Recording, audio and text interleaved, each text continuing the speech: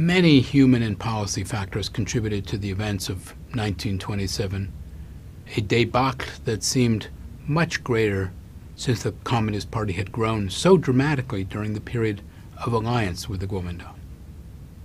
But we have to ask whether, even in the best of circumstances, historical objective conditions would have permitted the seizure of power by a party that represented but a small percentage of the working class, a class that was itself but 0.5% of the Chinese population.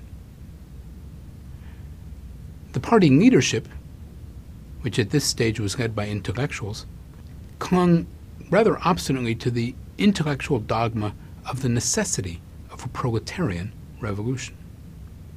But there were those in its ranks who, even before the defeat of 1927, began to think otherwise, turning their attentions instead not to the proletariat, but to the peasantry. And chief among them was Mao Zedong. Mao Zedong himself was of the countryside, his father being a middle to rich farmer.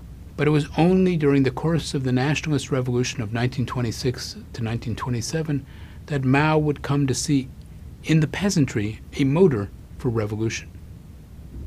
Mao organized a peasant movement in its home province of Hunan, and while he was there he wrote one of the classics of modern revolutionary literature, his Report of an Investigation into the Peasant Movement in Hunan.